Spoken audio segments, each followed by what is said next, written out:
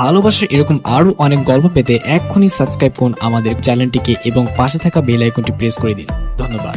Stay with us. এই যে miss, শুনুন, আপনি ওই লোকটার পকেটে হাত দিলেন কেন? এসআই আয়ান চৌধুরীর সামনে দাঁড়িয়েছিল একটা মেয়ে। পেছন থেকে দেখতে গেলে মেয়েটার ঘন কালো লম্বা চুল দেখলে যে কোনো ছেলেই ক্রাশ করে। আয়ানের কথা শুনে মেয়েটার সামনে ফিরে তাকায়। ওর নাম নদী। ওর পরনে ছিল একটা জিন্স, লং টপস আর ওড়না। নদী দেখতে অনেক ফর্সা, একদম দুধে আলতায় ওর গায়ের রং, একটা জীবন্ত পুতুল যাকে বলে আর কি। যে কোনো ছেলে এক দেখাতেই ওর প্রেমে পড়ে যাবে। আয়ান ও নদীকে দেখে থমকে যায়। ওর মুখ থেকে আর কোনো কথা বের হয় না। এদিকে পেশায় নদী হচ্ছে একজন পকেট মার। একটা লোকের পকেটে হাত দিয়ে টাকা বের করছিল, তখনই আয়ান কথাটা বলে। নদী খুব ঘাবড়ে যায়। একে তো ওকে পকেটে হাত দিতে দেখেছে, তাও একটা পুলিশ। ও অনেক ভয় পেয়ে যায়। বাইরে থেকে সেটা প্রকাশ করে নাও, কনফিডেন্সের সাথেই বলে, আপনি কি কোনোভাবেই আমাকে চোর বলতে চাইছেন? আমি কেন ওনার পকেটে হাত দিতে যাব? আমাকে দেখে কি পকেট মার মনে হয় নাকি? আপনি পুলিশ, তার জন্য যাকে খুশি চোর বানিয়ে দেবেন? ও আচ্ছা, বুঝতে পেরেছি। আপনি আসলে আমার নামে ফেক কেস লাগাতে চাইছেন, যাতে আমি ভয় পেয়ে যাই, নিজেকে ছাড়ানোর জন্য আপনাকে ঘুষ দেই, তাই তো? ওয়েট ওয়েট, কোন কথাকে টেনে কোথায় নিয়ে যাচ্ছেন? আমার মনে হলো আমি দেখলাম আপনি ওই লোকের পকেটে হাত দিচ্ছেন, তাই জিজ্ঞেস করলাম। এই আপনার কি মনে হচ্ছে সোজা সাপটা বলুন তো? আমাকে দেখে কোন অ্যাঙ্গেল থেকে কি মনে হচ্ছে আমি পকেট মার বা চুরি ছিনতাই করি? আমি কি একবারও সেটা বলেছি?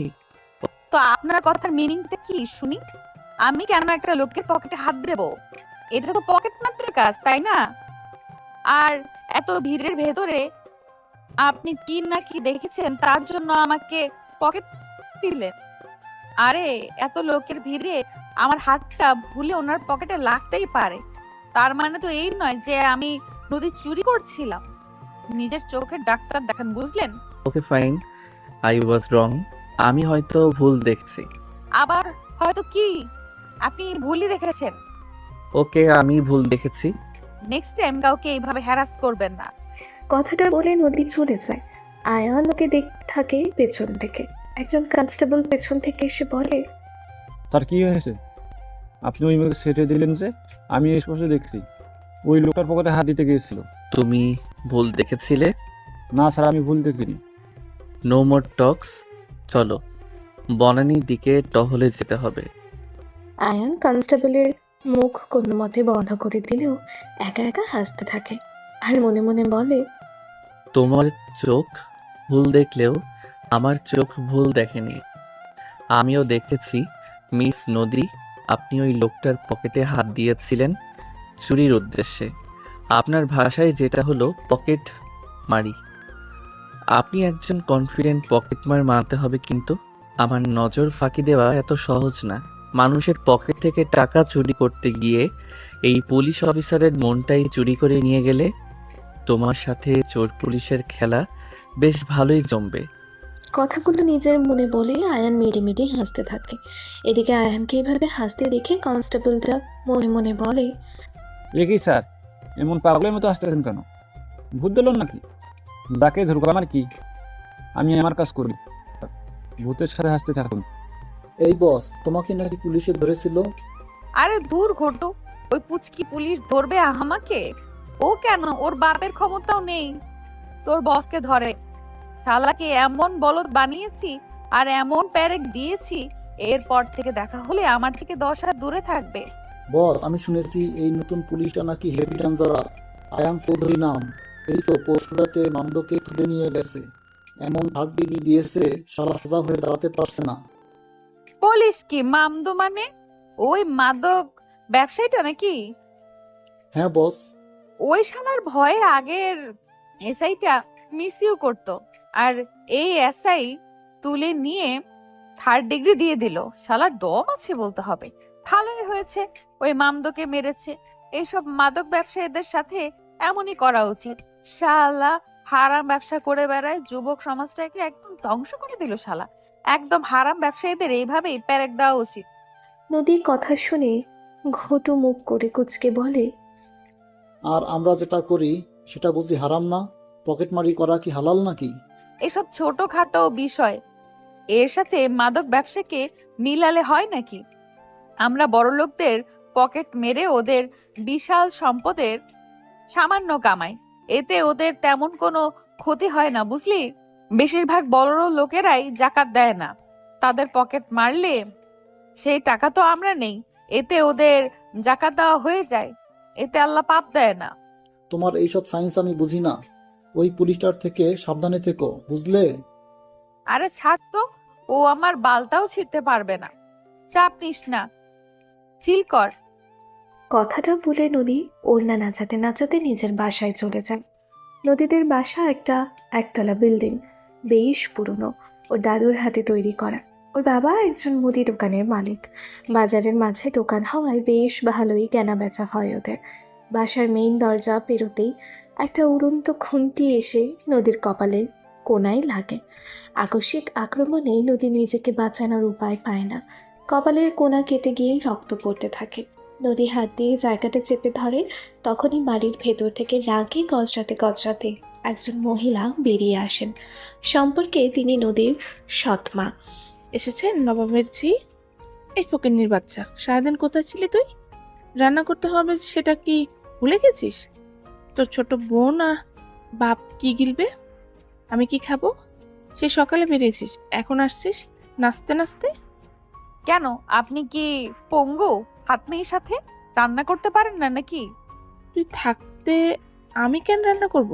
আমি কি তোর বাপের ঘরের কাজের লোক?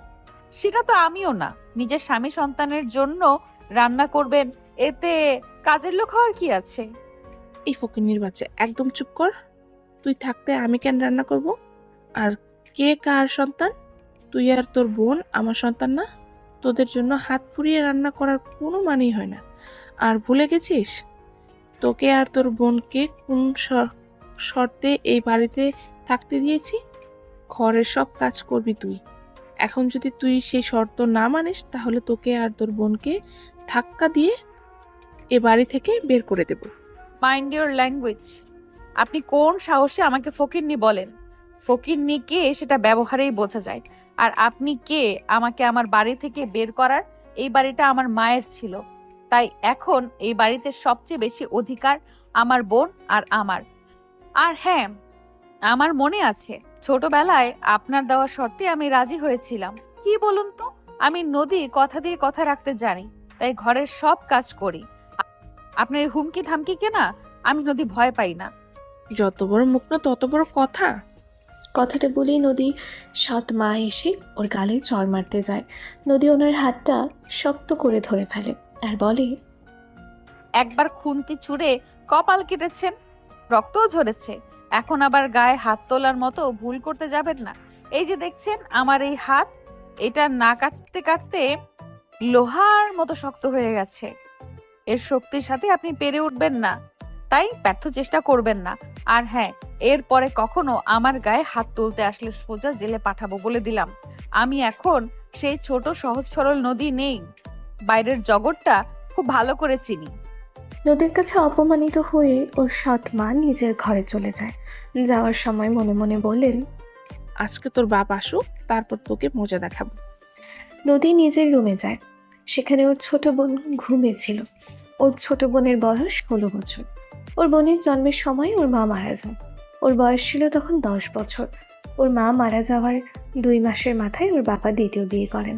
দ্বিতীয় বিয়ে করে উনি ধীরে ধীরে বদলে যেতে থাকেন। নদীকে আর ওর ছোট বোন নেহাকে পর করে দেয়। ও সৎ মায়ের কথায় ওঠে আর বসে। ওনার কথায় নদীকে আর নেহাকে বাড়ি থেকে বেরও করে দিতে চায় একবার। তখন নদী ওর সৎ মায়ের হাতে পায়ে ধরে। ওর নানা নানি মারা যায়। ওর মা ছিল ওর নানা নানির একমাত্র মেয়ে, তাই ওই দিকের আত্মীয় বলতে কেউই ছিল না যে ওদের 2 বোনকে লালন পালন করবে। নদীর সৎ মা নদীকে শর্ত দেয়, ওকে বাড়ির সব কাজ করতে হবে, তাহলে উনি ওদের 2 বোনকে থাকতে দেবেন। উনি জানতেন বাড়িটা ওদের মায়ের নামে, তাই এখন ওদের বাড়ি থেকে বের করতে গেলে উনি ঝামেলায় পড়বেন। সমাজের মানুষ ওনাকে ছেড়ে কথা বলবেন না, তাই বুদ্ধি করে উনি নদীকে দিয়ে এমন শর্তে রাজি করিয়ে নেন। ওনার নিজেরও একটা মেয়ে আছে, আগের সংসারের নাম দীপা। সে এখন নদীদের বাসাতেই থাকে। নদীর থেকে কয়েক মাসের ছোট সে, মায়ের মতোই হয়েছে। সব সময় নদীকে আর নেহাকে জ্বালাতন করতে থাকে। নদীও ছেড়ে দেয় না, আচ্ছা মতো ধুলাই দিয়ে দেয়। ছোট বোনের মাথায় হাত বোলাতে থাকে নদী। ওর স্পর্শ পেয়ে ওর বোনের ঘুম ভেঙে যায়। নেহা নদীকে জড়িয়ে ধরে কান্না করে দেয়। ওর ফর্সা গালে 5 আঙুলের ছাপ স্পষ্ট হয়ে থাকে। সেটা দেখে নদীর মাথায় আগুন জ্বলে ওঠে। ভাইয়া আমার চকলেট কোথায়? আরে ভাই হয়তো ভুলে গেছে। এখন তোর জন্য চকলেট আনতে ভুলে যাচ্ছে, কিছুদিন পরে তোর জন্য আর চকলেট আনবেই না। কেন আনবে না ভাইয়া? কারণ তোর আয়ান ভাই তোর জন্য একটা ভাবি নিয়ে আসবে খুব তাড়াতাড়ি। আর যখন চকলেট আনবে ওর বউ মানে তোর ভাবির জন্য, তুই আউট, ভাবি ইন। হ্যাঁ আকাশ ভাই, তুমি সত্যি বলছো? আয়ন ভাই, আকাশ ভাই সত্যি বলছে? তুমি ভাবি আনবে? কে সে? তুমি প্রেম করো, আমাকে তো বললে না। আহ আকাশ, এসব কি হচ্ছে? ওরা ছোট। হ্যাঁ তো ছোট, তার জন্য কি ওদের জানার প্রয়োজন নেই যে ওদের পায়ে তুমি কিভাবে কুড়াল মারছো? আমি কখন ওদের পায়ে কুড়াল মারলাম? বারে, ওদের জন্য ভাবি আনলে তখন কি আর ওদের তুমি ভালোবাসবে? তখন তো সব ভালোবাসা তোমার বউয়ের জন্য থাকবে। আকাশ, তুই কিন্তু এবার বেশি বেশি করছিস। ছোটদের সামনে এসব কি হচ্ছে? শোনো ভাইয়া, আমি মোটেও ছোট না। Now I am 18 bro. এই আকাশ ভাই, মেয়েটা কে গো? সে আছে একজন, তোর ভাইকে হেব্বি ধোলাই করতে পারবে। নো, আমার বিগ ব্রোকে ধোলাই করবে এমন ভাবে আমি চাই না। এই মাথা মোটাটাকে এখান থেকে বিদায় করত। আমাকে একদম মাথা মোটা বলবে না, তাহলে কিন্তু তোমার সব কিছু ফাঁস করে দেব। ওরে বিচ্ছু, তুই আবার আমার কি ফাঁস করবি শুনি? তুমি যে ওই দিন লুকিয়ে লুকিয়ে ওর দিকে পুরো কথা শেষ করতে দেয় না আকাশ। তার আগেই ওর মুখ চেপে ধরে ওকে চুপ করিয়ে দেয়, আর চোখের ইশারায় ওকে ভয় দেখাতে থাকে। আয়ান আর অর্পি আপন ভাই বোন। অন্তি আয়ানের কাকার মেয়ে, আর আকাশ ওদের ফুকুর ছেলে। ওরা সবাই একই বাসায় থাকে। আকাশ আর আয়ান প্রায় সমবয়সী। আয়ান আকাশের চেয়ে কয়েক মাসের বড়। অর্পির বয়স এখন 18 ও আকাশের 6 বছরের ছোট, আর অন্তির বয়স 10 বছর। তোর মুখে এটা কিসের দাগ বনু? কে মেরেছে তোকে? ছোট আপি, ওই ডাইনিটার এত বড় সাহস আমার কলিজার গায়ে হাত দেয়? আজকে ওর খেল খতম। কথাটা বলে নেহার হাত ধরে ওকে টেনে নিয়ে দীপার ঘরে যায় নদী। দীপা তখন বসে বসে মেকআপ করছিল। নদী গিয়ে মেকআপ বক্স থেকে কালো শ্যাডো নিয়ে সেটা দীপার চোখে মুখে লিখতে দেয়। দীপা আয়নায় তাকিয়ে নিজের এমন হাল দেখে নদীর দিকে রাগি চোখে তাকায়। How dare you! কথাটা বলে নদীকে একটা চড় মারতে যায় দীপা। নদী ওর হাত ধরে উল্টো ওকেই একটা চড় মেরে দেয়। তুই আমাকে চড় মারলি? এত বড় সাহস! চুপ!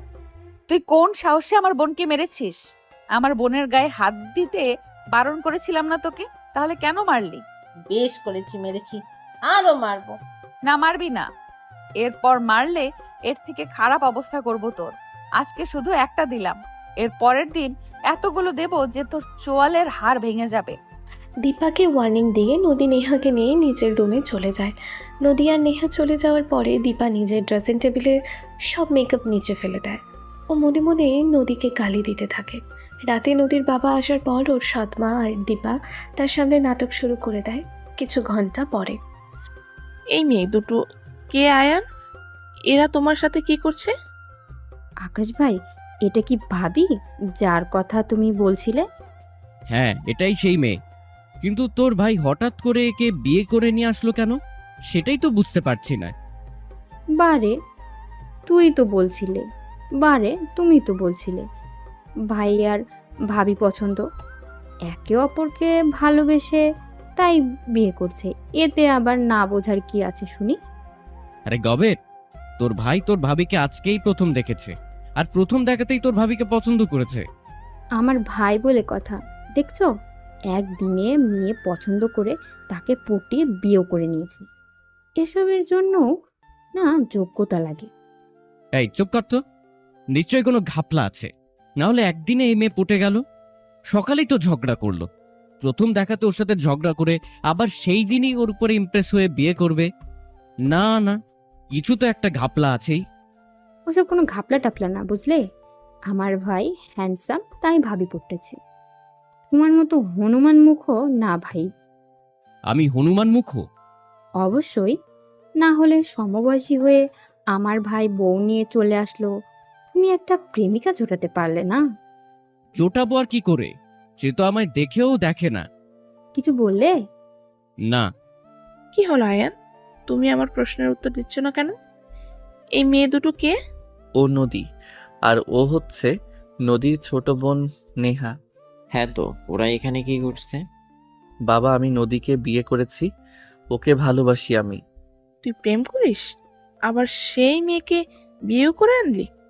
এ আমার সেই ছেলে যে আমাকে বন্ধুর মতো সব বলতো, আর এত বড় কথা আমাকে কেন লুকিয়ে গেলি?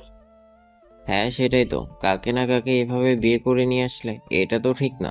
আমাদের তো একবার জানাতে পারতে, আমরা খোঁজ খবর নিতাম, তারপর না হয় যা হবার হতো। আর কাউকে না বলিস, আমাকে তো বলতে পারতি। পুরো দুনিয়ার বিরুদ্ধে গিয়ে হলেও তোর সাথে তোর বিয়ে দিতাম না। তুই আজকে আমাকে অনেক কষ্ট দিলি। আই এম সরি মা, ওর বাসা থেকে একটু ঝামেলা করছিল, ওকে জোর করে এক বুড়োর সাথে বিয়ে দিয়ে দিচ্ছিল। 5 বছরের প্রেম আমার, ওকে কিভাবে অন্যের হতে দিতাম বলো? আয়ানের কথা শুনে আকাশ পুরাই টাসকে খেয়ে যায়। সেই সাথে নদীও ওর দিকে চোখ বড় বড় করে তাকায়। আয়ান নদীর হাতে একটু শক্ত করে চাপ দিয়ে ওকে ফিসফিস করে বলে, চোখ দুটো অমন রসগোল্লার সাইজ থেকে মার্বেলের সাইজ বানাও। যা করছি, যা বলছি তোমার ভালোর জন্য বলছি, আমাকে সবটা ম্যানেজ করতে দাও। আয়ানের কথা শুনে নদী নিজের এক্সপ্রেশন ঠিক করে নেয়। ও গিয়ে আয়ানের আম্মুর হাত ধরে কান্না করতে করতে বলে, আম্মু বিশ্বাস করেন, আমি ওকে অনেক ভালোবাসি। ওকে ছাড়া অন্য কাউকে বিয়ে করা আমার পক্ষে সম্ভব ছিল না। আপনাদের বংশের বাতি আমার গর্ভে, তাকে কিভাবে অস্বীকার করবেন বলুন? নদীর কথা শুনে এবার আয়ানের চোখ বড় বড় হয়ে যায়। ও হাঁ করে নদীর দিকে তাকিয়ে থাকে। নদী ওর দিকে তাকিয়ে চোখ দিয়ে ইশারা করে ওকে স্বাভাবিক হতে বলে। আয়ান অনেক কষ্টে একটা ঢোক গেলে স্বাভাবিক হয়। নদীর কথা শুনে উপস্থিত সবাই অবাক হয়ে যায়। আকাশের এমন মনে হয় যে ওর মাথায় আকাশ ভেঙে পড়েছে। ও ওর বিকে বলে, তোর ভাই তো ভালো জাউরা আছে, ওর নাকি 5 বছরের প্রেম, তার ভিতরে মেয়ে নাকি আবার প্রেগনেন্ট, আর আমাকে বললো আজকেই দেখা। জাউরার নাম্বার 1। আমার ভাইকে একদম চাওড়া বলবে না, ফল ভালো হবে না। তোমার গোষ্ঠী উদ্ধার করে দেবো বললাম। তা তুই কি আমার গোষ্ঠীর বাইরে নাকি রে? তাই তুমি আমার সাথে আর কথা বলবে না, আমার ভাইকে নিয়ে কিচ্ছু বলবে না। বংশের বাতি মানে? আমি প্রেগনেন্ট আম্মু, আপনার ছেলের সন্তান আমার গর্ভে। এসব কি বলছো তুমি? আমার গর্ভের সন্তানের কসম, আমি সত্যি বলছি। আয়ান, তোর থেকে আমি এটা আশা করিনি বাবা। তুই কিভাবে পারলি এমন একটা কাজ করতে? 5 বছরের প্রেম, আবার বাচ্চা! আল্লাহ, এ কি দিন এলো আমার! আম্মু, আপনি ওর উপরে রাগ করবেন না। আসলে এটা একটা অ্যাক্সিডেন্ট, কিন্তু বিশ্বাস করেন আমি ওকে নিজের প্রাণের থেকেও ভালোবাসি। আপনি একবার আমার দিকে তাকান, দেখুন তো আমি কত কিউটি একটা মেয়ে। এমন কিউটি একটা মেয়ে আপনার ছেলের বউ, এটা ভেবে হলেও ওকে মাফ করে দেন আর নিজে নাতির আসার জন্য প্রস্তুতি নিন। হ্যাঁ, কিউট তুমি আছো, কিন্তু ওর মাফ নেই। ও বললে কি আমরা তোমাদের সম্পর্ক মানতাম না নাকি? ও কেন লুকালো? এখন বউ বাচ্চা এনে বলবে আর ওকে ক্ষমা করবো? তা হবে না। তুমি এসো মা, ভিতরে এসো। এত সময় বাইরে দাঁড়িয়ে থাকা তোমার স্বাস্থ্যের জন্য ঠিক না। তোমার এখন রেস্ট প্রয়োজন, রেস্ট করো তুমি। আয়ানের মা নদীকে রুমে নিয়ে যায়। আয়ান সোফায় বসে পড়ে। বাড়ির আর সবাই যে যার রুমে চলে যায় আকাশ বাদে।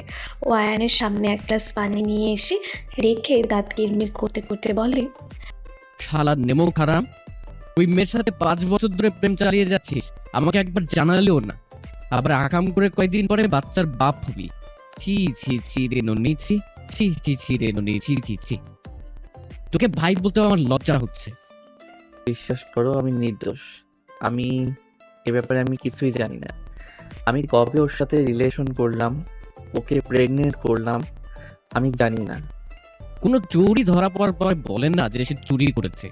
আরে শালা, আমি সত্যি বলছি, তুই তো অন্তত বিশ্বাস কর। আমাকে একদম শালা বলবি না। আমার বোন নাই, আর থাকলেও তোর কাছে বিয়ে দিতাম না। তোর মতো মিথ্যুক লুচ্চা যাওয়ার কোনো অধিকার নেই আমার দুলাভাই হওয়ার। কথাটা বলে আকাশ নিজের রুমে চলে যায়। আয়ানও নিজের রুমে যায়। ও গিয়ে দেখে ওর মা তখনও নদীর সাথে কি কথা বলছে। একটু পরে উনি নদীকে রুমে রেখে নেহাকে নিয়ে রুম থেকে বের হয়ে যায়। উনি বের হতে আয়ান রুমে ঢুকে পড়ে। রুমে ঢুকেও রুমের দরজা আটকে দেয়। নদী তখন অন্যদিকে তাকিয়েছিল। দরজার শব্দ শুনে ও পেছনে তাকিয়ে দেখে আয়ান ওদিকে রাগের চোখে তাকিয়ে আছে। নদী কিছুটা ভয় পেলেও বাইরে থেকে নিজেকে রিল্যাক্স মুডে রাখে। আয়ান নদীর সামনে এসে বলে, এটা তুমি কি করলে? ও মা, আমি আবার কি করলাম? নিচে সবাইকে কি বললে তুমি? তুমি আমার বাচ্চার মা হতে চলেছ। তুমি জানো তোমার জন্য আমার বেস্ট ফ্রেন্ড, আমার সবচেয়ে কাছের কাজিন আকাশও আমাকে ভুল বুঝলো। ও আমাকে কি কি বলেছে জানো? কি বলেছে? বলেছে আমি মিথ্যুক, লুচ্চা, জাউরা। সে আপনি যাওরা কিনা জানি না, তবে মিথ্যুক তো বটেই, সাথে একটু লুচাও আছে। কি বললে তুমি আমি লুচ্চা? অবশ্যই, তা না হলে একটা মেয়েকে একা পেয়ে এভাবে দরজা আটকে দিতেন নাকি? তো আমি কি তোমার সাথে রোমান্স করবো বলে দরজা আটকিয়েছি নাকি? আর শোনো, আমি মিথ্যে বলি না। আজকে শুধুমাত্র তোমার জন্য মিথ্যা বললাম। আপনি মিথ্যা বলেন কিনা তা আমার ভালো জানা আছে। মানে?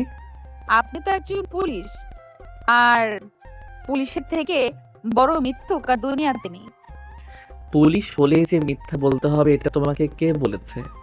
আমি একজন সৎ পুলিশ অফিসার। আমার চরিত্রে তুমি কালি লাগিয়ে দিলে আজকে। তোমাকে কে বলেছিল মাতব্বরি করে বলতে যে তুমি আমার সন্তানের মা হতে চলেছ? এমনটা না বললে তো কেউ আমাদের বিয়েটা মানতো না। আমি মুভিতে দেখেছি, বাচ্চার কথা শুনলে সবাই গলে যায়। দেখলেন না, আপনার আম্মু বলে গেল, আমাকে কত আদর যত্ন করে নিয়ে আসলো। সবাই মানতো, একটু গাইগুই করতো ঠিকই, পরে মেনে নিত। তুমি সবটা নষ্ট করে দিলে। এখন কি হবে? কি আবার হবে? মেনে তো নিয়েছেই, হওয়ার কি আছে আর? তুমি যে সবাইকে বললে তুমি প্রেগনেন্ট, এখন বাচ্চা পয়দা করবে কোথা থেকে? ইয়ে মানে বাচ্চা? হ্যাঁ বাচ্চা। তা তোমার পেটেরটা এখন কই পাবে? সেটা যখন হওয়ার টাইম তখন দেখবো। বলেই হয়ে গেল তাই না? এত বড় মিথ্যা তোমাকে কে বলতে বলেছে? এই আপনি আমাকে মেজাজ দেখাচ্ছেন কেন? হ্যাঁ শুনুন, আমি নদী কিন্তু কারো মেজাজ সহ্য করি না, বলে দিলাম। মেজাজ দেখাতে হলে অন্য কাউকে দেখান, আমাকে না। তো তোমার অত পকর পকর কে করতে বলেছিল শুনি? আপনি সরি, তুমি বেশি পকর পকর করো। বয়সে আমার থেকে ছোট, তাই আমাকে সম্মান দিয়ে কথা বলো। কে বলেছে আমি তোমার ছোট? আমার পয়দা হওয়ার সময় কি তুমি এসে দেখেছিলে নাকি? না দেখিনি, কাজের অফিসে তোমার এনআইডি কার্ডে তোমার বয়স দেখেছি। তুমি আমার থেকে বয়সে ছোট। কি শেষমেশ কিনা নিজে থেকে বয়সে বড় মেয়েকে বিয়ে করলাম। এখন তো আমার বন্ধুরা আমাকে বলবে আমি নিজের চেয়ে বয়সে বড় মেয়েকে, সরি বুড়ি মেয়েকে বিয়ে করেছি। ওই হ্যালো, সমস্যা কি তোমার? হ্যাঁ হতে পারো বয়সে তুমি আমার ছোট, কিন্তু তার মানে তো এই না আমি বুড়ি। আমাকে কোন অ্যাঙ্গেল থেকে দেখে মনে হয় আমি বুড়ি? না বুড়ি না, তবে আমার থেকে একটু বয়স্ক তো আছো। আমি বয়স্ক? জানো, আমার এলাকার ছেলেরা সব আমার উপর ফিদা হয়ে থাকে, আর তুমি আমাকে বয়স্ক বলো? সাহস তো কম না তোমার? আমার সাহস বরাবরই একটু বেশি। সাহস বেশি না হলে কি আর ডিফেন্সে থাকতাম নাকি?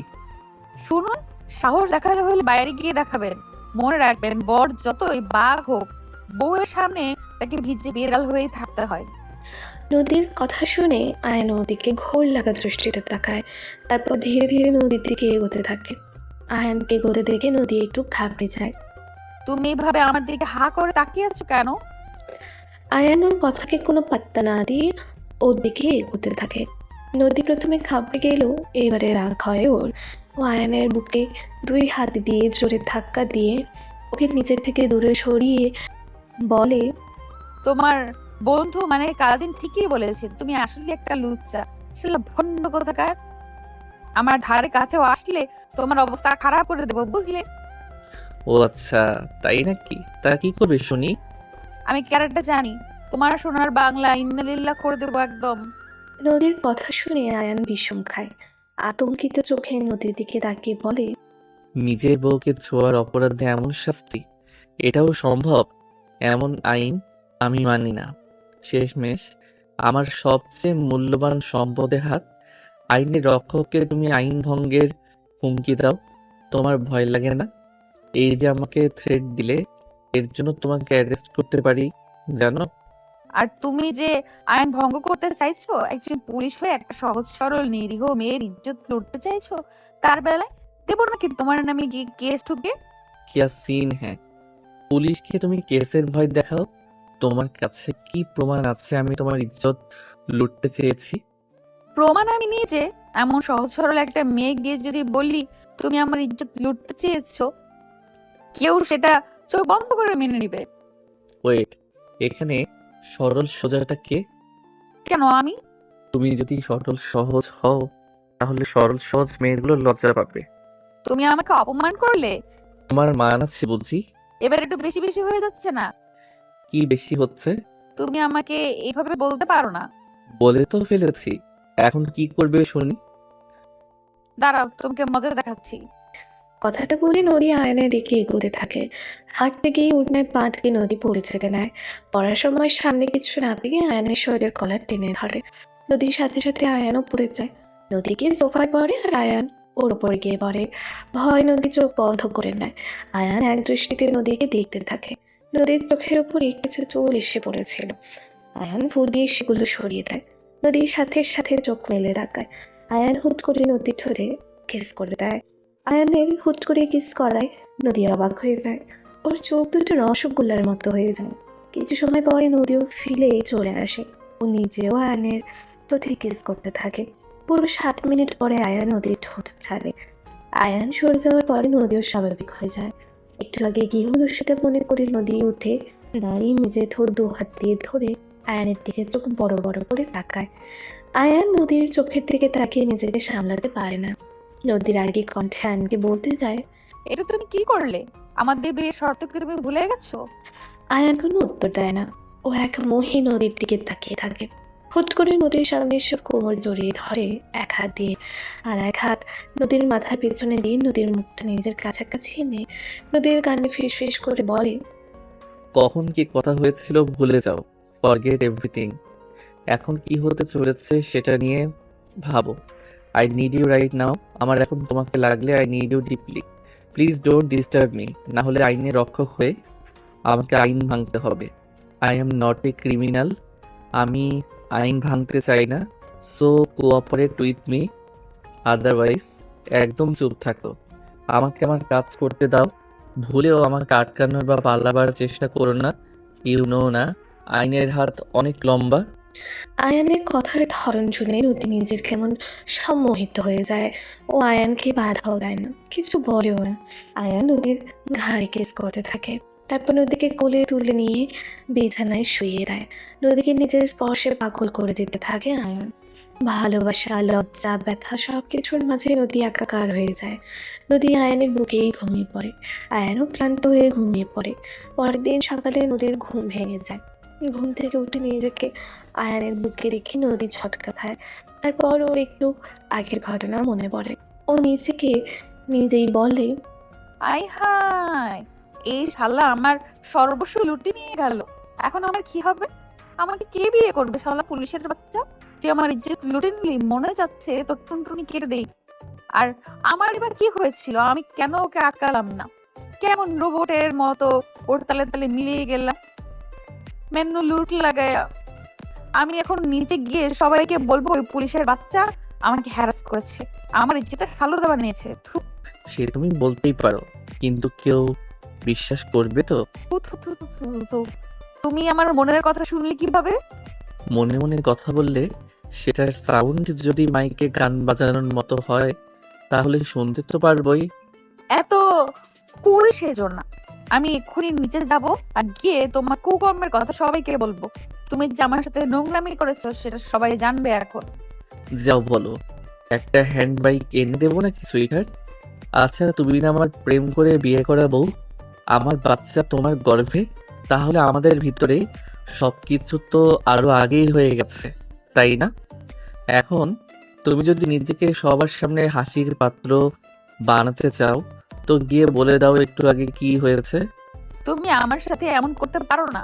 আমার দুর্বলতার সুযোগ নিলে তুমি। কি সুযোগ নিলাম? আমার সাথে জোর করে ওসব করলে। আমি তোমাকে জোর করেছি? আচ্ছা ফাইন, তোমার কথাই মানলাম যে আমি তোমাকে জোর করেছি, কিন্তু তুমি আটকাওনি কেন? আমাকে বাধা দাওনি কেন? তুমি চাইলেই নিজের শক্তি খাটাতে পারতে আমার উপর, নিজেকে আমার থেকে ছাড়ানোর চেষ্টা করতে পারতে, চিৎকার করতে পারতে, কিন্তু তুমি সেটা না করে আমার সাথে তাল মিলিয়েছো। কেন আমার থেকে নিজেকে ছাড়ানোর চেষ্টা করনি? এরপরও বলবে যে আমি জোর করেছি? তোমার কোনো ইচ্ছা ছিল না? যদি সত্যি তাই মনে করো তুমি, তাহলে আমি প্রমিস করছি আজকের পর থেকে তোমাকে টাচ করবো না যতদিন না তুমি নিজে থেকে এসে ধরা দাও। শেষের কথাগুলো আয়ান খুব রেগে সিরিয়াস মোডে বলে ওয়াশরুমে যায়। নদী নিজের কাপড় ঠিক করে আয়ানের পেছনে পেছনে ওয়াশরুম মুক্তি যায়, কিন্তু নদীর ভিতরে আসার আগে আয়ান দরজা আটকে দেয়।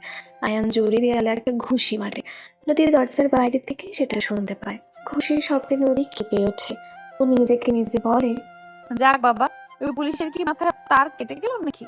শালা ক্রিমিনালকে না ধরে দেওয়ালে মেরে ঘুষি প্র্যাকটিস করছে। যাই হোক, আমাকে বের হতে হবে, একবার ও বাড়িতে যাব। আজকে কত দেরি হয়ে গেল, ঠান্ডা পানি তো করতে হবে, আমি বরং যাই। নদী ওর বোনের রুমে গিয়ে গোসল করে বেরিয়ে পড়ে। আয়ান নেহার থেকে জানতে পারে নদী ওদের বাড়িতে গেছে। আয়ানও রেডি হয়ে বেরিয়ে পড়ে। নদী ওদের বাসার গেটের সামনে এসে দাঁড়িয়ে আগের দিন রাতের ঘটনা মনে করে। অতীত, নদী আর নেহা নিজেদের রুমে শুয়েছিল। তখনই বাইরে থেকে কেউ সৎ বোন আর সৎ মায়ের আওয়াজই শুনতে পায়।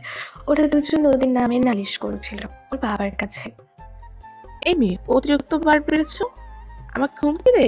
তোমায় দেখিয়ে ওকে আর ওর বোনকে রেখেছিলাম, কিন্তু ও তো আমাকে কি দেমাক দেখায়। হ্যাঁ বাবা, ও আমাকেও মেরেছে। এই দেখো, আমার হাতে নখ দিয়ে আঁচড় দিয়েছে।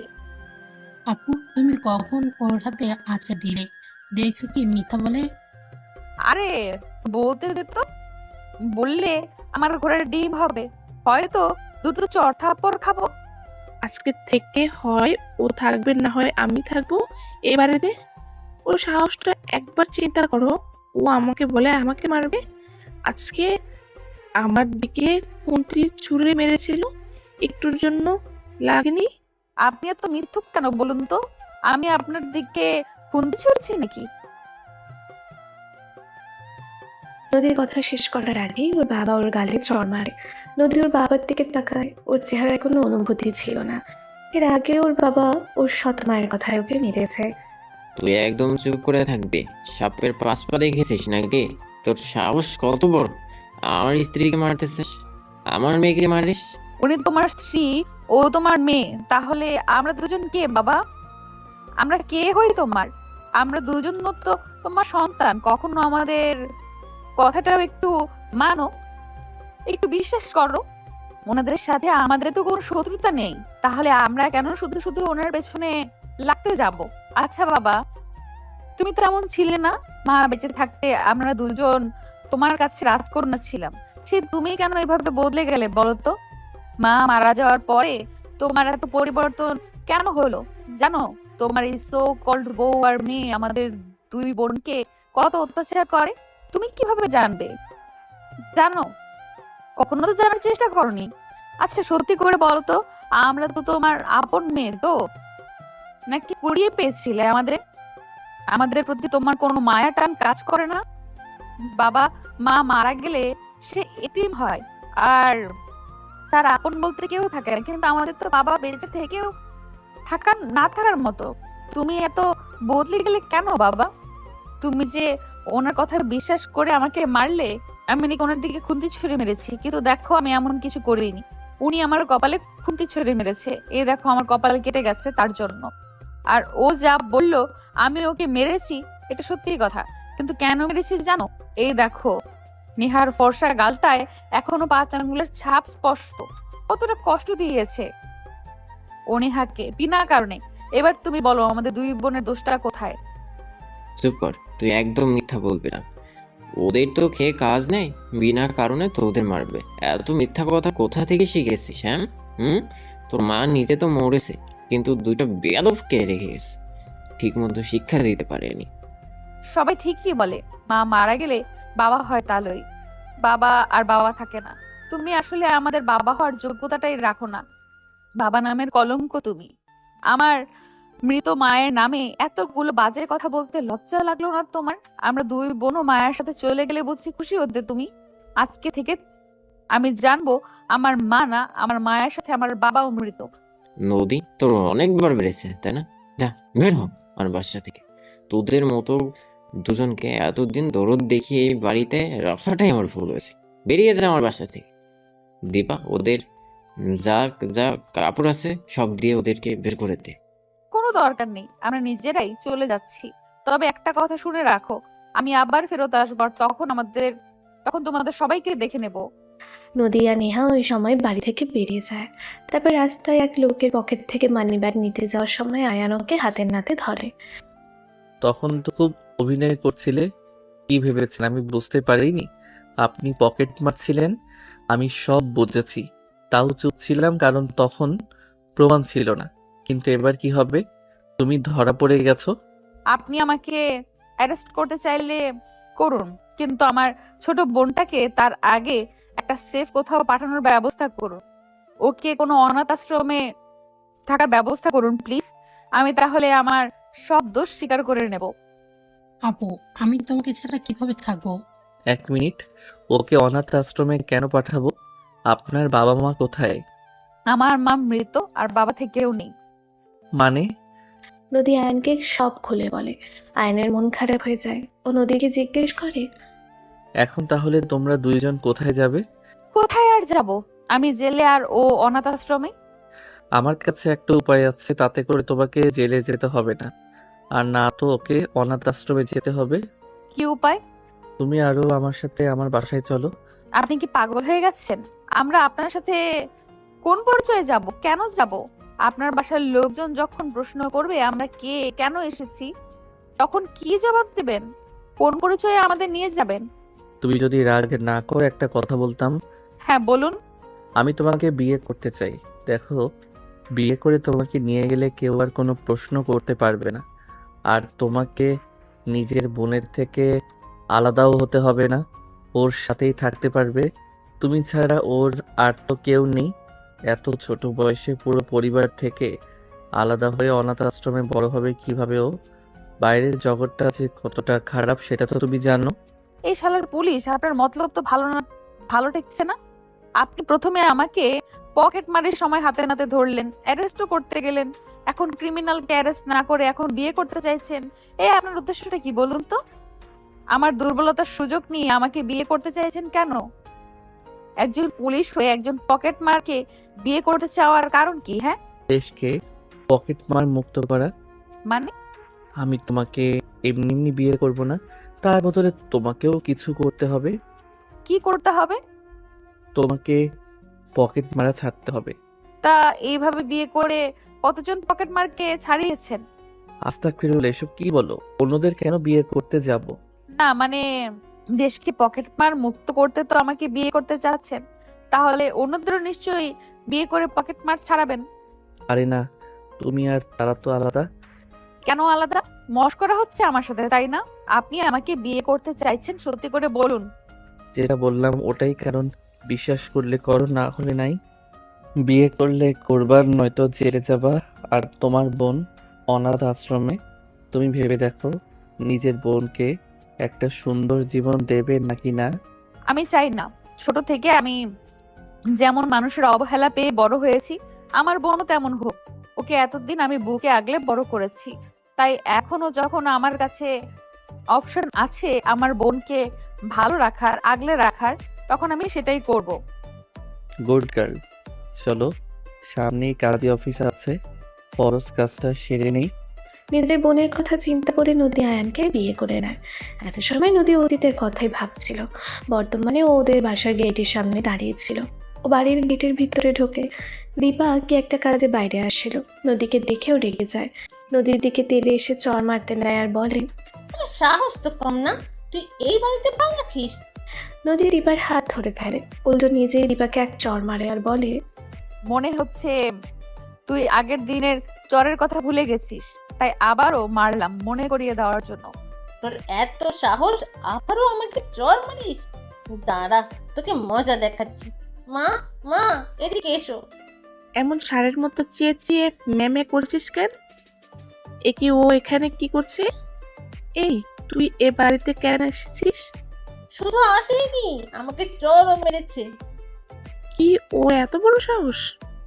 মা গিয়ে নদীকে চর মারতে হাত উঁচু করে। নদী ওনার হাত ধরে ফেলে, ওনার হাতটা একদম শক্ত করে ধরে খামচি মেরে ধরে আর বলে, ভুলেও আমাকে মারতে যাওয়ার ভুল করবে না। এখন আর আমি এই বাড়িতে থাকি না, যা খুশি করবেন আর আমি মেনে নেব। বয়সে বড় না হলে আপনার মেয়ের মতো একটা চর আপনিও ডিজার্ভ করেন। যাই হোক, আমি এখানে থাকতে আসিনি, আমার কিছু জিনিস নিতে এসেছি।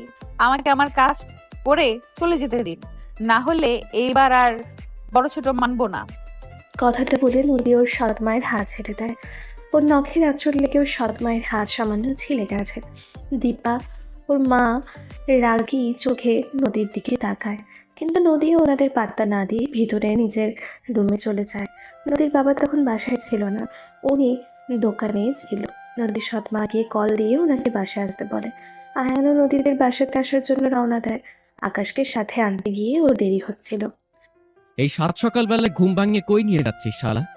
নদীর বাসায়, মানে ওর বাবার বাসায়। আর একটা কথা, আমাকে ভুলেও শালা বলবি না। আমার বোনকে তোর মতো খচ্চরের সাথে বিয়ে দেব না আমি। যেটা সময় হলেই দেখা যাবে। কিছু বললি? হ্যাঁ, বললাম তোকে শালা না ডাকলে আমার পেটের ভাত হজম হয় না, তাই শালা আমি ডাকবই। তাহলে আমিও গুলি মেরে তোর খুলি উড়িয়ে দেব। একবার করে শালা ডাকবি, একটা করে গুলি তোর খোপড়ি ফুঁড়ে বেরিয়ে যাবে।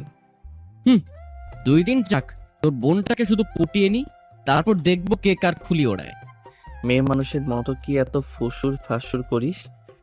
সেটা তুই না জানলেও চলবে। নদী কিছু সময় পরে একটা কাপড়ের ব্যাগ হাতে নিয়ে বাইরে আসে। নদীর সৎমার বোন রাগী চোখে ওর দিকে তাকিয়েছিল। ওর বাবাও ওনাদের পাশে দাঁড়িয়েছিল। নিজের বাবাকে এই সময় বাড়িতে দেখে নদী বুঝতে পারে ওর সৎমার বোন মিলে কল দিয়ে ওর বাবাকে ডেকে এনেছে। নদী ওর বাবার দিকে তাকিয়ে একটা তাচ্ছিলের হাসি দিয়ে মেইন দরজার দিকে যায়। হঠাৎ করে ওর সৎমা এসে ওর হাত চেপে ধরে, ওর থেকে ব্যাগটা কেড়ে নেওয়ার চেষ্টা করে আর বলে, কি চুরি করে নিয়ে যা পাচ্ছিস? চুরি কেন করতে যাব? এতে আমার আর নেহার কিছু জামা কাপড় আর দরকারি কাগজপত্র আছে। তুই বললেই মানতে হবে নাকি? তোকে আমি ভালো করে চিনি, চোরের বাচ্চা একটা। দে ব্যাগ দে। নিজের মুখ সামলান। আপনি কোন সাহসে আমাকে চোরের বাচ্চা বলেন? আমার মাকে চোর বলার সাহস কে দিয়েছে আপনাকে? বেশ করেছি বলেছি, 100 বার বলবো, 1000 বার বলবো, তুই একটা চোর, তোর মাও চোর। এখনো বলছি নিজের মুখে লাগাম দিন, না হলে ফল কিন্তু ভালো হবে না। নিজের স্বামীকে দেখে সাহস বেড়ে গেছে নাকি? তাহলে শুনুন, আমি এখন আপনার স্বামীকেও ভয় পাই না। চোরের মায়ের বড় গলা, সাহসের কি দেখছিস? কি তুই? কে কার খারাপ করে এবার দেখবি। দে ব্যাগটা আমায়, আমাকে দেখতে দে হবে তুই কি চুরি করে পালাচ্ছিস। আমি কোনো চোর না যে চুরি করে পালাবো। আমার মাকে তুলে আর একটাও কথা শুনতে চাই না। চোর যখন, তো ব্যাগটা খুলে দেখান কি আছে এতে। যদি ভালোভাবে দেখতে চাইতে আমি অবশ্যই দেখাতাম, কিন্তু তোমরা নিজেদের লিমিট ক্রস করে ফেলেছো, তাই আমি বাধ্য নই কাউকে দেখাতে। আসছি।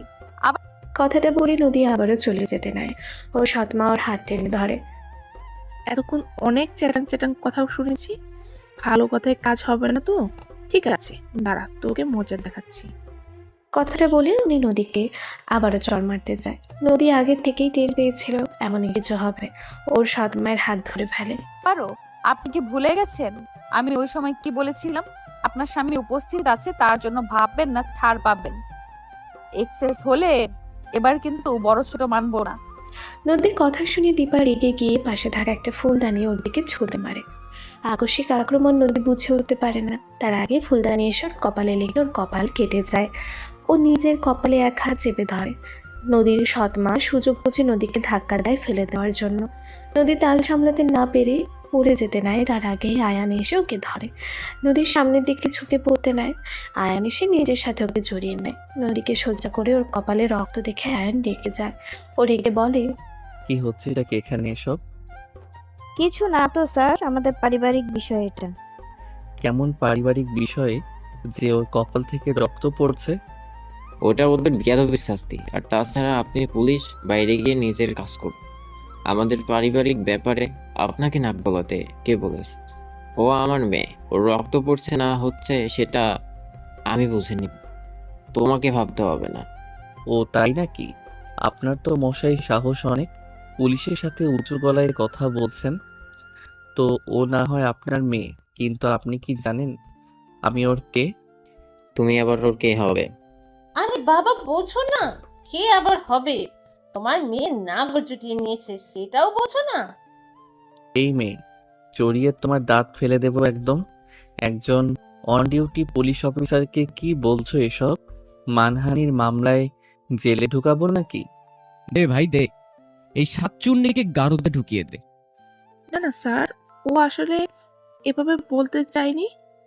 এই দীপা, তুই চুপ কর। তোর বাবা তো কথা বলছে নাকি? দেখুন, আপনি আমাদের কোনো আত্মীয় না, আর যদি ওর প্রেমিকও হন তাহলে শুনুন, আমি ওর বাবা।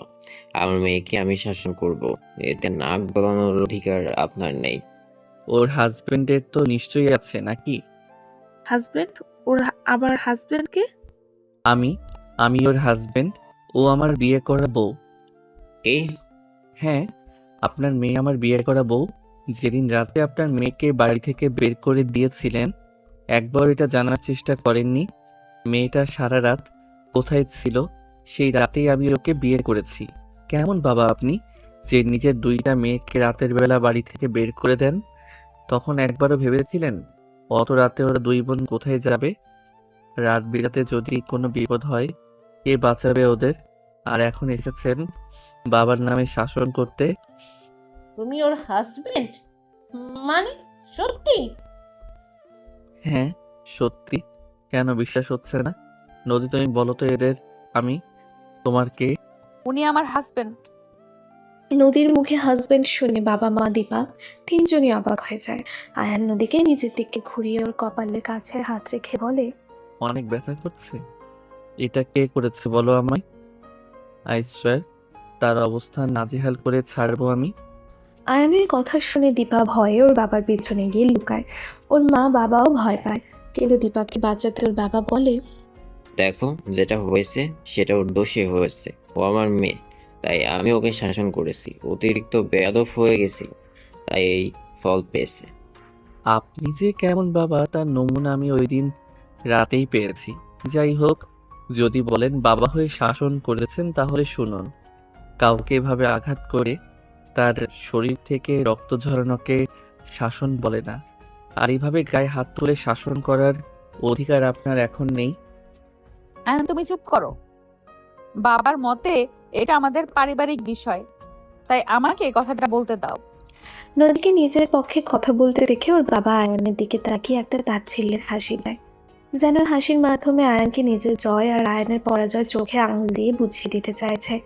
আয়ান জানে নদী ওর বাবা ও পরিবারকে এখনো ঘৃণা করে, তাই তাদের পক্ষে কিছুই বলবে না। সেই জন্য ও চুপ করে।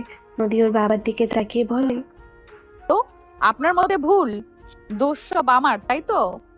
তা বলুন শুনি, আজকে আমার ভুলটা কোথায় ছিল? শুরুটা কিন্তু আপনার মেয়ে আর বউই করেছিল। আমি এ বাড়িতে আসার পরেই ওরা আমাকে মারতে এসেছিল। আমি শুধু তখন ওদের আটকেছি আর বুঝিয়েছি এখন আর আমি এই বাড়িতে থাকি না, যে ওনারা আমার উপর জোর খাটাবে। তারপর আমি চুপচাপ নিজের কিছু জিনিস নিয়ে যাচ্ছিলাম, কিন্তু তাতে ওদের শান্তি মিলেনি। ওরা আমাকে আর আমার মাকে চোর বানিয়ে দিল। আপনার আদরের মেয়ে ফুলদানি ছুঁড়ে আমার কপাল কেটে সেখান থেকে রক্ত বের করলো। এত কিছুর পরও আপনি বলছেন আমি বেয়াদবি করেছি? আমারটা যদি বেয়াদবি হয় তাহলে ওদেরটা কি? ওরা যা করেছে একদমই ঠিক করেছে। ওদের মতো মেয়েকে এইভাবেই শাস্তি দিতে হয়। বাহ, এখনো আপনি ওদের হয়ে সাফাই গাচ্ছেন? তো ওরা যে বলল আমি আর আমার মা চোর, এখন আপনি বলুন আমার মৃত মাকে ওরা চোর কেন বলল? তুমি নিজের দোষে তুমি তোমার মাকে গালি শুনিয়েছো, এতে আমি ওদের কোনো ভুল দেখছি না। তার মানে আমার মা চোর, তাই তো? তোমার মা যে কি সেটা ভাষায় প্রকাশ করা এখন সম্ভব না।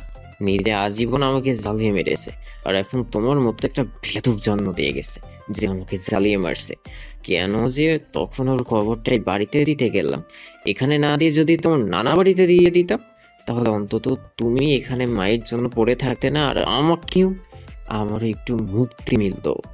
এতক্ষণ অবধিও আমার অন্তরে আপনার জন্য বাবা হিসেবে একটা আলাদা জায়গা ছিল, কিন্তু এখন এই কথাগুলো শোনার পর আপনার প্রতি শুধু ঘৃণাই জন্মাচ্ছে।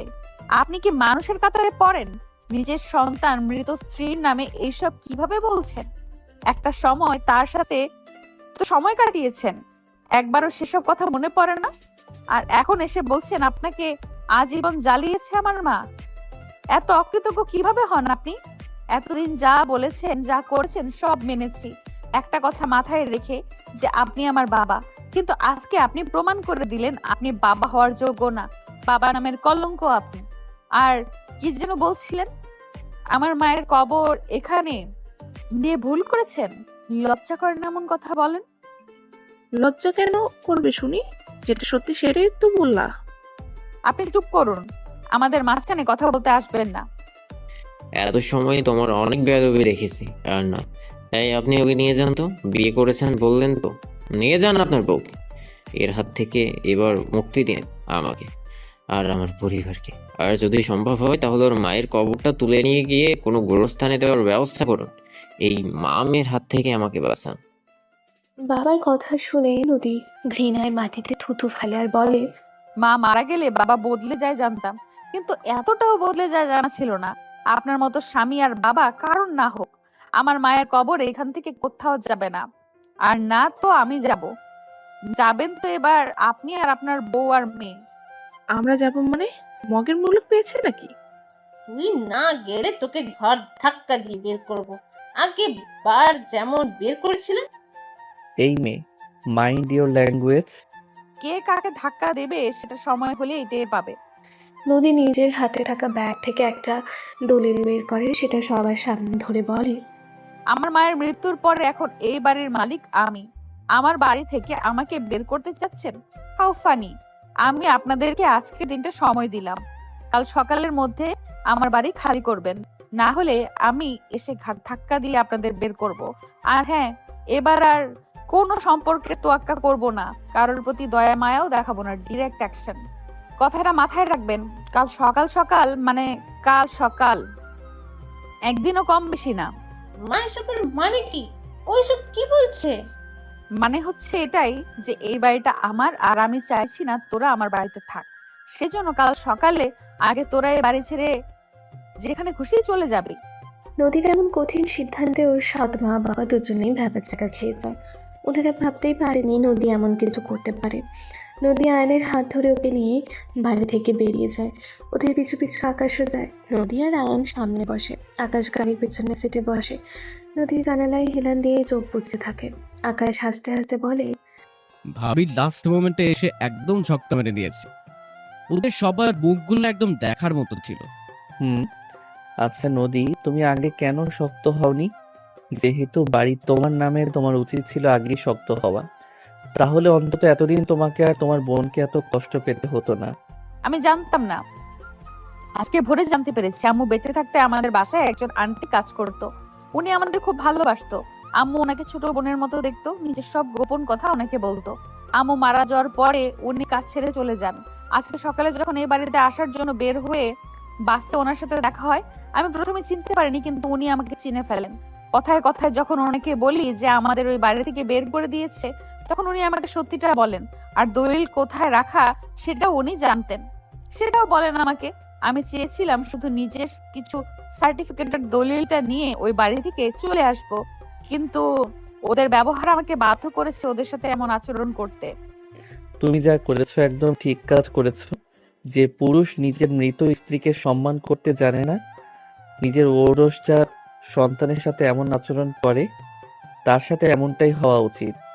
কথাটা বলা অনেক সহজ, কিন্তু আমার জায়গায় থাকলে বুঝতে আমার ভেতরটা কতটা পুড়ছে। যাই হোক, সে আমার বাবা। মা বেঁচে থাকতে কখনো আমার আর নেহার প্রতি কোনো অবিচার করেনি, অনেক ভালোবাসতো। সেই দিনগুলোর কথা মনে পড়লে কষ্টে বুকটা চিরে যায়। তার ভালোবাসা হয়তো বদলেছে, কিন্তু আমি তো তাকে এখনো আগের মতোই ভালোবাসি। সে হয়তো নতুন বউ সন্তান পেয়েছে, কিন্তু আমার বাবা তো সেই। আজকে এত বড় সিদ্ধান্ত নিতে আমার যে বুকটা পুড়ছে ভীষণ। আচ্ছা, আমরা দুই বোন একটু কপাল পোড়া। আচ্ছা, আমরা দুই বোন এত কপাল পোড়া কেন বলতে পারো? কেউ কেন ভালোবাসে না আমাদের? এত খারাপ ভাগ্য নিয়ে কেন জন্মালাম? তোমার বাবা তোমাদের ভালোবাসে না, এতে তোমাদের দোষ নেই, বরং উনি একজন কাপুরুষ, তাই নিজের স্ত্রী সন্তানকে অবহেলা করে। আর কে বলেছে তোমাদের কেউ ভালোবাসে না? তোমাকে কেউ ভালোবাসে না? আশেপাশে খোঁজ নিয়ে দেখো, কেউ না কেউ ঠিকই তোমায় ভালোবাসে। কে এসে? নদীর কথা শুনে আয়ান গাড়ির উপরে মিররে তাকিয়ে দেখে আকাশ পেছন থেকে ওকে ইশারা করে বলছে নিজের মনের কথা বলে দিতে।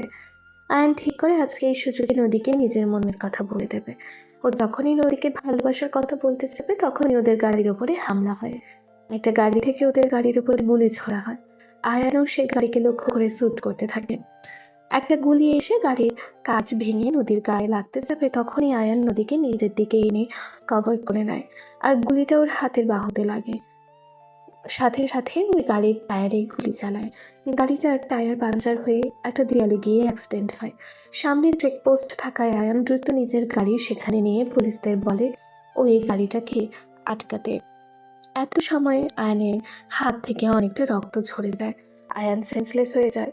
আয়ানকে সেন্সলেস হতে দেখে নদী কান্না করে দেয়। আকাশ দ্রুত আয়ানকে নিয়ে কাছের একটা হসপিটালে যায়। গাড়িটা আকাশ ড্রাইভ করে নিয়ে যায়, আর নদী আয়ানকে নিয়ে পেছনের সিটে বসে। পুরো সময় নদী কান্না করতে থাকে আর আয়ানকে ডাকতে থাকে ওর জ্ঞান ফেরানোর জন্য, কিন্তু আয়ান তাকায় না। হসপিটালে নেওয়ার পরে আয়ানকে এমার্জেন্সিভাবে ওটিতে নেওয়া হয়। গুলি ওর হাতের ভিতর ছিল সেটা বের করানোর জন্য। আকাশ, আমার আয়ন কই? কি হয়েছে আমার আয়নের? মামি, তুমি এখানে কেন এসেছো? মামি, তুমি মামিকে কেন সাথে এনেছো? মামি তো এমনিতেই শরীর ভালো না, জানোই। তুই চুপ কর, আগে বল আমার আয়ন কোথায়, কি হয়েছে ওর? আয়নের একটা গুলি লেগেছে, ওটিতে আছে। গুলিটা বের করলেই সব ঠিক হয়ে যাবে, তুমি চিন্তা করুন না। তুই কি সত্যি বলছিস তো? আমার আয়ন ঠিক হয়ে যাবে তো? না, বললাম তো, তুমি বাসায় চলে যাও, তোমাকে এখানে থাকতে হবে না। আর ভাবিকেও নিয়ে যাও। ওর কিছু হবে না তো? হ্যাঁ, অসুস্থ শরীর নিয়ে ওর এখানে থাকতে হবে না। কোথায় নদী?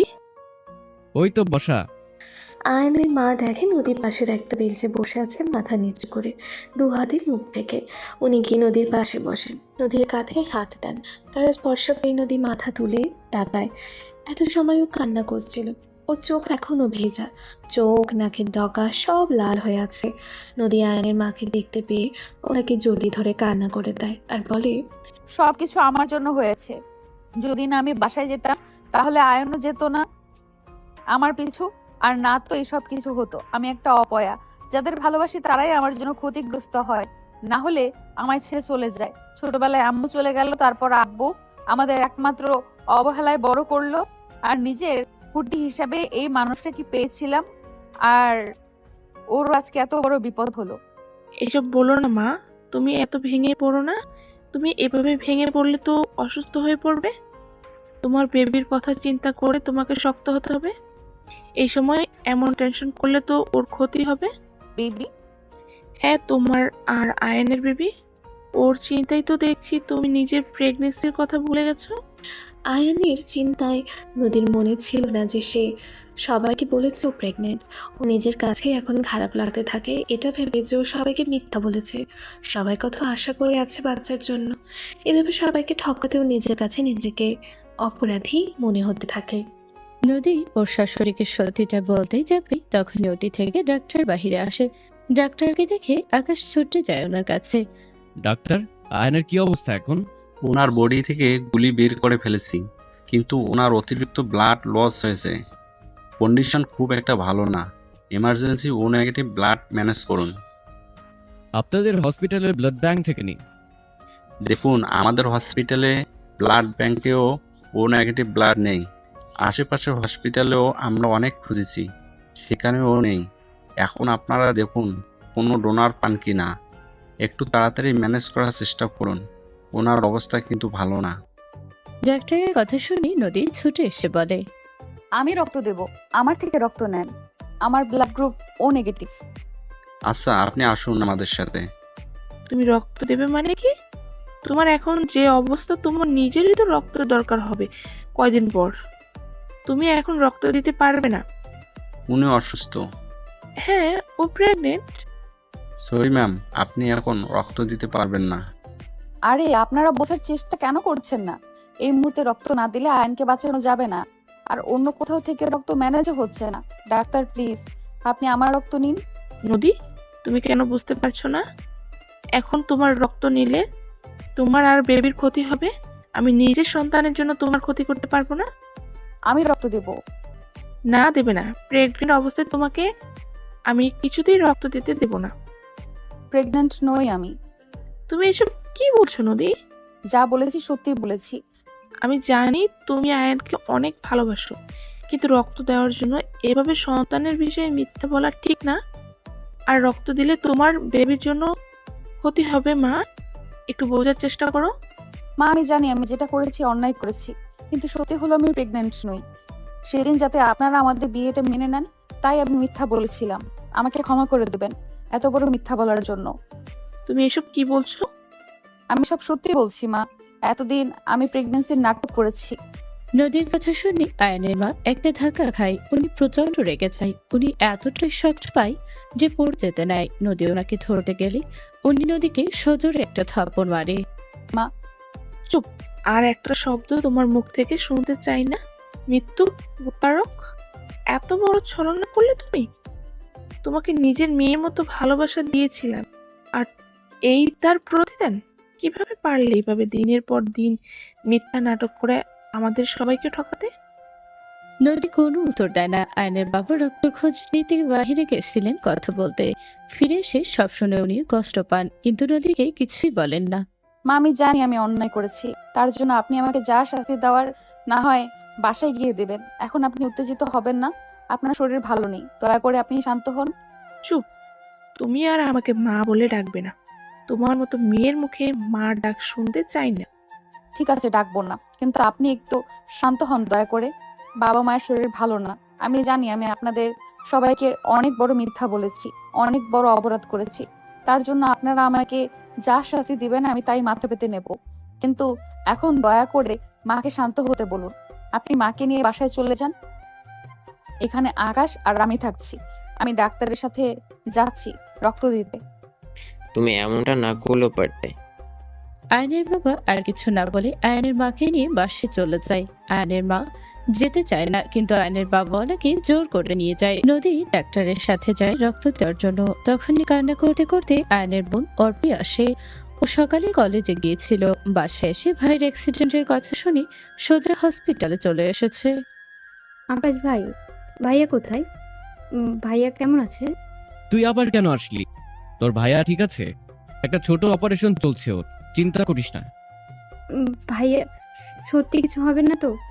ভাইয়া ঠিক হয়ে যাবে বলো? হ্যাঁ, ঠিক হয়ে যাবে। কান্না করে চেহারা কি হাল করেছিস? এখন কান্না থামা, এদিকে আয়। অর্পি আকাশের সামনে এসে দাঁড়ালে আকাশ দুই হাত অর্পির দুই গালে রাখে। কিছু সময় অর্পির চোখের দিকে তাকিয়ে থেকে অর্পির চোখের পানি মুছিয়ে দেয়। এই প্রথমবার অর্পিও আকাশের চোখের দিকে তাকিয়ে থাকে কিছুটা সময়। পুরোটা সময় ও আকাশের দিকেই তাকিয়েছিল। আজকে আকাশকে এত কাছ থেকে দেখে অর্পির অন্যরকম ভালো লাগা অনুভব হতে থাকে। অর্পিকে নিজের দিকে তাকিয়ে থাকতে দেখে আকাশে একটু লজ্জা পায়। মনে মনে ভাবে, ও আবার বুঝে ফেললো না তো আমি ওকে ভালোবাসি? না না, ও যদি আমায় ভুল বোঝে। মনে মনে এটা বলে মুখে আকাশ বলে, ভাবিস না, এমনি এমনি তোর চোখ মুখিয়ে দিচ্ছি। কি কারণে দিচ্ছ শুনি? এই অবস্থায় একদম পেতনি লাগছে তোকে। এভাবে তোকে দেখলে ডাক্তাররা সব ভয় পালাবে, তখন আর তোর ভাইয়ের চিকিৎসা হবে না। আর আমি থাকতে সেটা তো হতে দিতে পারি না, তাই না? আকাশের কথা শুনে অর্পির আজকে আর রাগ হয় না। ও উল্টো হেসে দেয়। অর্পিকে হাসতে দেখে আকাশ ওর দিকে তাকিয়ে থাকে। নে এবার এমন 32 পাটি বের করে হাসা বন্ধ কর। কলেজ থেকে বাসায় গিয়ে কিছু খেয়েছিস? না। আচ্ছা তুই এখানে একটু বস, আমি আসছি। এখান থেকে নড়বি না একদম। আচ্ছা ঠিক আছে। আকাশ চলে যায়। তখনই নদী বাহিরে আসে। ওর শরীর অনেকটা দুর্বল হয়ে গেছে রক্ত দিয়ে। তুমি কখন আসলে অর্পি? এই তো মাত্র এলাম ভাবি। তোমাকে এত দুর্বল লাগছে কেন? তোমার ভাইয়াকে রক্ত দিয়ে আসলাম সেই জন্য। আচ্ছা তাহলে তুমি একটু এসে বসো ভাবি। নদী আর অর্পি কথা বলছিল, তখনই আকাশ হাতে একটা ডাব আর 2 প্যাকেট বিরিয়ানি নিয়ে হাজির হয়। ভাবি, তুমি আগে এই ডাবের পানিটা খাও, তারপর বিরিয়ানিটা খেয়ে নাও। এখন খেতে ইচ্ছে করছে না, তোমরা খাও, আমি পরে খাবো। আচ্ছা। আকাশ শোনো, জি ভাবি। মা আমার উপরে অনেক রেগে আছে, তাই না? রাগ হওয়াই তো কথা। আচ্ছা, মা কি আমাকে ক্ষমা করবেন না? আরে ধুর, কি যে বলো না। মামির মন অনেক নরম, এখন হয়তো রেগে গেছে, কিন্তু কয়েকটা দিন যেতে দাও, দেখবে সব ঠিক হয়ে যাবে। তাই যেন হয়। আকাশের সাথে কথা বলা শেষ করে নদী আয়নের কেবিনের বাহিরে যায়। আয়নকে একটু আগে কেবিনে শিফট করা হয়েছে, কিন্তু ওর সাথে কাউকে দেখা করতে দেওয়া হচ্ছে না। তাই নদী কেবিনের বাহিরের ছোট কাচের ফাঁকাটা দিয়ে আয়নকে দেখতে থাকে। আয়নের মুখে অক্সিজেন মাস্ক লাগানো, স্যালাইন জ্বলছে। আয়নের এই অবস্থা দেখে নদী মনে মনে বলে, তুমি তাড়াতাড়ি সুস্থ হও আয়ান, তোমাকে এইভাবে দেখতে আমার ভালো লাগছে না। আগের দিনের ব্যবহারের জন্য সরি। তুমি সুস্থ হও প্লিজ। নে, তোর পছন্দের বিরিয়ানি এনেছি, খেয়ে নে। খাওয়ার ইচ্ছা নেই আপাতত। নাটক বাদ দে, চুপচাপ খা। জোর করো না আকাশ ভাই, খেতে ইচ্ছে করছে না। আকাশ কোনো কথা না বলে প্যাকেটের বিরিয়ানি একটা অনটাইম প্লেটে ঢেলে এক লোকমা বিরিয়ানি অর্পি মুখের সামনে ধরে। অর্পি ওর বারণ করতে পারে না, ও চুপচাপ খেয়ে নেয়। অর্পির আজকে আকাশের সঙ্গে ভালো লাগে। ও খাওয়ার ফাঁকে বারবার আকাশের দিকে তাকায়, আকাশও ওর দিকে তাকায়, কিন্তু একে অপরকে ব্যাপারটা বুঝতে দেয় না। দূর থেকে নদী ওদের দেখে, ও বুঝতে পারে এই দুইজনের ভিতরে কি চলছে। ও ওদের দেখে মুচকি মুচকি হাসতে থাকে। হঠাৎই একজন নার্স এসে বলে আয়নের জ্ঞান ফিরেছে। নদী তাড়াতাড়ি ভিতরে যায়। আয়নকে দেখে নদীর চোখ থেকে পানি পড়তে থাকে। এই পাগল মেয়ে, কান্না কেন করছো? আমার জন্য তোমাকে কতটা কষ্ট পেতে হলো, চোখ মুখ শুকিয়ে গেছে একদম।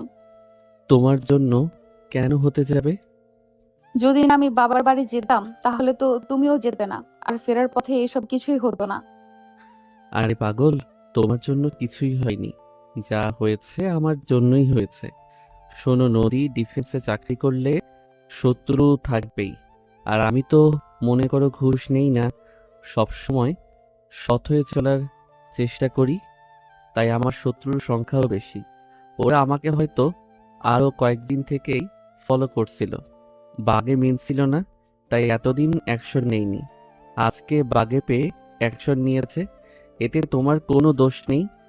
ওরা আজকে না হলে কালকে ঠিকই একদিন আমার উপরে অ্যাটাক করতোই, তাই নিজেকে দোষ দেওয়া বন্ধ করো, বুঝলে? এদিকে আসো। নদী আয়নের পাশে গিয়ে ওর বেডের পাশে বসে। আয়ন উঠে বসে। আয়ন পরম যত্নে নদীর চোখের পানি মুছে দেয়। তারপর নদী একটা হাত ধরে বলে, নদী, আমি তোমাকে কিছু বলতে চাই। দেখো, আমার লাইফ খুবই রিস্কের, কখন কি হয়ে যায় কোনো নিশ্চয়তা নেই। আজকে যে আমি বেঁচে ফিরেছি এমনটা সবসময় নাও হতে পারে। তোমাকে কথাটা না বললে মরে গেলে আমি মরেও শান্তি পাবো না। একদম মরার কথা বলবে না, কি বলবে সেটা বলো। নদী, আমি তোমাকে ভালোবাসি। সেই প্রথম দেখাতেই তোমার প্রেমে পড়েছি আমি, অনেক বেশি ভালোবাসি তোমাকে। হ্যাঁ, হয়তো সময়টা অল্প ছিল, মাত্র কিছুদিনের পরিচয়, কিন্তু ভালোবাসার জন্য এক যুগ সময়ের দরকার হয় না, এক সেকেন্ডেও ভালোবাসা যায়। জানি না তোমার মনে আমার জন্য কেমন ফিলিংস আছে। দেখো, এখন তো আমরা একটা হালাল সম্পর্কে আছি, এমন কোনো কথা নেই তোমাকে আজকেই আমাকে ভালোবাসতে হবে। তুমি সময় নাও। নদী কিছু বলতে নিবে তখনই আকাশ আর অর্পি ভিতরে আসে। আয়ন নদীর হাতটা ছেড়ে দেয়। আকাশ এসে আয়নকে জড়িয়ে ধরে বলে, কিরে শালা, কেমন এনজয় করলি? তোর জন্য সবাই তো ভয় পেয়ে গিয়েছিল। আমার জায়গায় থাকলে বুঝতি কেমন এনজয় করলাম। যা, আমার পিস্তলটা নিয়ে আয়, তোকে একটা গুলি করি, তুইও একটু এনজয় কর। না। হঠাৎ করে অর্পি একটু জোরে চেঁচিয়ে না করে ওঠে। সবাই ওর দিকে তাকিয়ে থাকে অবাক পেয়ে। আয়নার আকাশ কিছুই বুঝতে পারে না, কিন্তু নদী মিটমিট করে হাসতে থাকে। অর্পি ইতস্তত করে মুখে একটা মেকি হাসি দিয়ে তাকায়। কিরে, তুই এমন বাংলা ছায়াছবির মতো না করে উঠলি কেন? পড়লো কথা সবার মাঝে, যার কথা তার কানে বাজে। মানে কিছু না, তোমাকে অত কিছু বুঝতে হবে না, তুমি তাড়াতাড়ি সুস্থ হও। চেহারার দিকে তাকানো যাচ্ছে না। আহা, কি প্রেম! তোর দাদার কি তাতে? আমার বউয়ের আমার জন্য চিন্তা হবে না তো কি তোর জন্য হবে নাকি? চিন্তা এবার তুই কর যে কিভাবে বাসায় যাবি, কিভাবে যাব আবার? হেঁটে হেঁটে যাব? গুলি আমার হাতে লেগেছে, পায়ে না। ভাবি যে প্রেগনেন্ট না সেটা মামি জেনে গেছে। কি? কিভাবে? আমি বলেছি মাকে। কেন? এই মিথ্যে আমার আর ভালো লাগছে না। নিজের কাছে নিজেকে অপরাধী মনে হচ্ছিল। মা বাবা পরিবারের সবাই আমাকে কত ভরসা করে, বিশ্বাস করে, কয়েকদিনে আমাকে কতটা আপন করে নিয়েছে। আমার নিজের পরিবার আমাকে যতটা না ভালোবাসা দিয়েছে তার চেয়েও বেশি ওনারা দিয়েছে। আমি কিভাবে ওনাদের এইভাবে ঠকাই বলো তো? পরে যা হওয়ার হোক, তবুও এই মিথ্যের বোঝা বয়ে বেড়ানো আর সম্ভব হচ্ছিল না আমার পক্ষে। যা হওয়ার তা তো হয়েই গেছে। তবে ভালোই করেছো সত্যিটা মাকে জানিয়ে। একদিন তো জানতোই, ততদিনে হয়তো আরো মন ভাঙতো সত্যিটা জেনে। তার চেয়ে আজকে জেনেছে আরো ভালো হয়েছে। মামি তো অনেক রেগে গেছে, নদীকে মা বলে ডাকতেও বারণ করে দিয়েছে। মাকে একটু সময় দে, সব ঠিক হয়ে যাবে। মা আমাকে ক্ষমা করবে তো? আমার মায়ের মন অনেক নরম, কষ্ট পেয়েছে অনেক, কিন্তু ঠিক ক্ষমা করে দেবে। একটু সময় দাও না মাকে। তাই যেন হয়। আয়নকে 2 দিন পরে ডিসচার্জ দিয়ে বাসায় আনা হয়। এর ভেতরে ওর মা আর যায়নি হসপিটালে। ওরা যখন বাসে ঢুকতে যাবে তখনই ওর মা এসে বলে, দাঁড়াও, এই মেয়ে আমার বাড়িতে ঢুকবে না। কি হচ্ছে কি? আমি যেটা বললাম তার কোনো নড়চড় হবে না। মা আমার কথাটা একটু শোনো।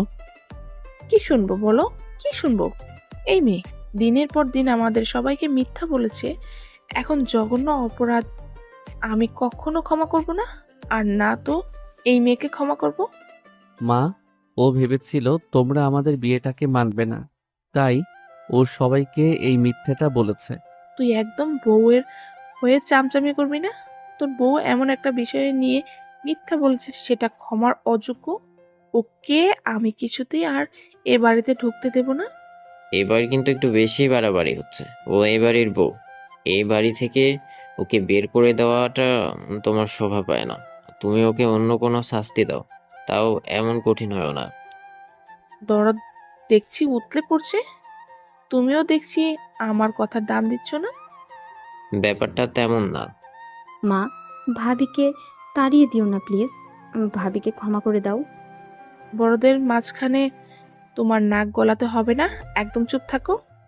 মায়ের ধমক শুনে অর্পি চুপ হয়ে যায়। নদী এবার ভেজা চোখে ওর শাশুড়ির দিকে তাকিয়ে বলে, মা আমি জানি আমি খবর অযোগ্য। হসপিটালে বসে বলেছিলাম আপনি আমাকে যা শাস্তি দেবেন তাই আমি মাথা পেতে নেব।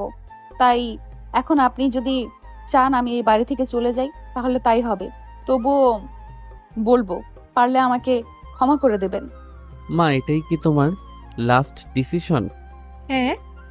আকাশ, একটু কষ্ট করে আমার কাপড়গুলো একটা লাগেজে ভরে দে। তুমি কোথায় যাবে? বাবা, নদী আমার স্ত্রী, ওর ভরণ পোষণ, ওর খেয়াল রাখার দায়িত্ব আমার। ওকে 3 কবুল বলে বিয়ে করেছি আমি, তাই ও যেখানে থাকবে আমিও সেখানে থাকব। ওকে এভাবে একা ছাড়তে পারি না আমি। আয়নের কথা শুনে বাড়ির সবাই খুশি হয়। ওর মা রেগে থাকলেও ছেলের এমন দায়িত্ব জ্ঞান দেখে উনিও মনে মনে খুশি হন। নদী ভেজা চোখে আয়নের দিকে তাকায়। ওর চোখে আজকে আয়নকে খুবই সুন্দর মনে হয়। মনে হয় পৃথিবীর সবচেয়ে সুদর্শন পুরুষ হচ্ছে আয়ান, যাকে বিয়ে করাটা নদীর জীবনের সবচেয়ে শ্রেষ্ঠ একটা সিদ্ধান্ত ছিল। আয়ান নদীর হাত ধরে বাহিরে চলে যেতে নেয় আর বলে, আকাশ, আমি নদীকে নিয়ে বাইরে যাচ্ছি, তুই আমার লাগেজটা নিয়ে আয়। দাঁড়াও, কাউকে কোথাও যেতে হবে না। শাস্তি আমি ওকে দিয়েছিলাম, তোমাকে না। এখন যদি ওর জন্য আমার ছেলেকে বাড়ি ছাড়তে হয় তাহলে ওকে শাস্তি দেব না আমি। তার মানে তুমি ভাবিকে ক্ষমা করে দিয়েছো মামি? না, ওকে আমি ক্ষমা করিনি, আর করবও না। আয়ান সবেমাত্র হসপিটাল থেকে এসেছে, যাও সবাই যার যার রুমে যাও। কথাটা বলে আয়নের মা উপরে চলে যায়। অন্যরাও যায়, যার যার রুমে চলে যায়। রুমে এসে নদী আয়নকে শক্ত করে জড়িয়ে ধরে কান্না করে দেয়। আরে কি হয়েছে, কান্না করছো কেন? কিছু তো বলো। মায়ের ব্যবহারে কষ্ট পেয়েছো? আই লাভ ইউ আয়ান, আমি তোমাকে ভালোবাসি। হ্যাঁ ভালোবাসি তোমাকে। নদী, তুমি ঠিক আছো? হ্যাঁ ঠিক আছে, আমি তোমাকে ভালোবেসে ফেলেছি আয়ান।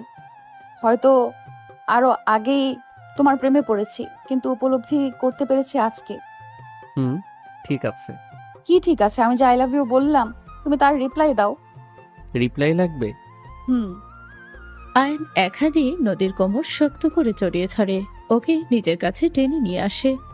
তারপর নদী ছোট ঠোপ ডুবিয়ে দেয়। যেন 5 মিনিট পর অন্যদিকে ছাড়ে আর নদীর কানের কাছে ফিসফিস করে বলে, লাভ ইউ টু। এটাই হচ্ছে আমার রিপ্লাই দেওয়ার ধরন, আর আজীবন এটা চলমান থাকবে। আয়নের কথায় নদী সামান্য লজ্জা পায়। এভাবে দেখতে দেখতে কয়েকটা দিন পার হয়ে যায়। হঠাৎ একদিন নদী মাথা ঘুরিয়ে পড়ে যায়। পরে ডাক্তার এসে চেক আপ করে জানায় নদী প্রেগনেন্ট।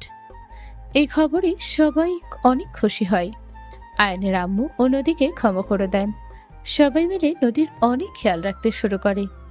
অর্পি আর আকাশের প্রেমও চলতে থাকে। নদী, আয়ান আর ওদের এই ব্যাপারটা জানালে সবাই মেনে নেয়। ওদের বিয়ের কথা পাকা হয়ে যায়। অর্পি এইচএসসির পরে ওদের বিয়েটা হবে, তেমনটাই কথা হয় দুই পরিবারের।